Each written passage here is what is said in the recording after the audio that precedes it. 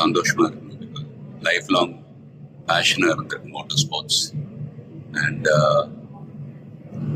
நிறைய ஃபேன்ஸ் நேரில் வந்திருக்காங்க.